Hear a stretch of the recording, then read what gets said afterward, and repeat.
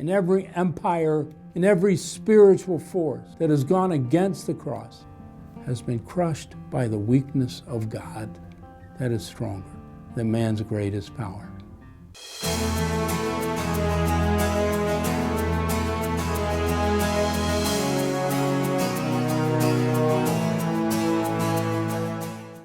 Do you understand that? You know what you're giving your life to? For eternity? Bigger than anything you can think of in time? Can you think of anything that matches this call of Christ in our lives? In his weakness, it's the only thing that can overcome the power of the flesh, the drive of self. In his weakest moment, Jesus was most powerful. He can see it the day he died. His body is limp. He called out, "I thirst." He committed Mary to John. He talked with the thief. He prayed for the soldiers, and it's over. It is finished. And there was one man at the foot of that cross, the Roman Centurion, the commanding officer of the cohort that was responsible to crucify Christ. And he stood at the foot of that cross and he saw everything that happened. He saw the mocking and the scoffing. That he saw all the time. And by the way, the cross was not up on some big hill. It was actually at the intersection of some very significant highway. It was right on the main highway, coming down from the north, going through Israel and on down to Egypt.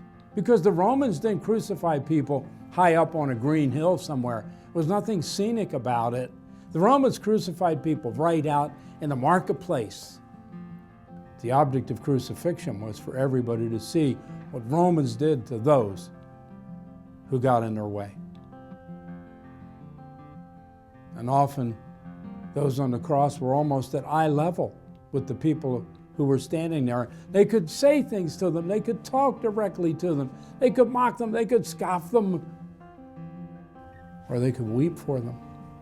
And that centurion was there to make sure that everything remained as it should be. He was there to keep order. And his soldiers were there not only to carry out the crucifixion, but also to maintain Roman rule and order. And he watched. He heard the words of Jesus. He watched the mockers. He watched how Jesus responded. He heard the conversation between Jesus and Mary and John. He heard the cry, "I thirst," and saw the rejection of anything that would ease the pain. He heard the terrible, terrible words, my God, why have you forsaken me?" He heard it all. He saw it all. He heard a man do what I'm sure he'd never heard before. He heard a man on a cross pray for the soldiers. "Forgive them. Father, forgive them. They don't know what they're doing." And at the end of all of that, when his body was limp, blood and water flowing from his side, he said, "Surely this was the Son of God." Do you know those words in a Roman mouth?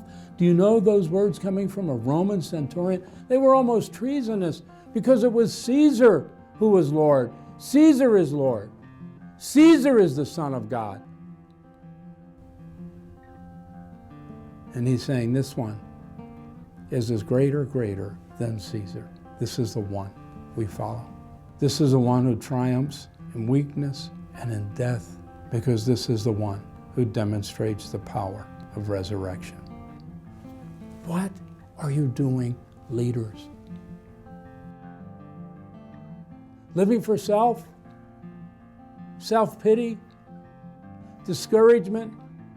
Angry with God because he's not doing something you want? What are you doing? Leaders, what are you doing? Are you like Peter, rebuking Jesus because he's not meeting your expectations? It's time for reality. Number 5, the reality of the cross. Take up the cross to gain freedom from thinking like Satan and pursuing the interests of man. Only the cross can free us and release us from hardened hearts. Only the cross brings the power of grace to us to transform our interests so we seek the interests of God and not the interests of man. And so I call you, lose yourself in him. Say no to yourself, yes to the cross, and follow him. Follow him.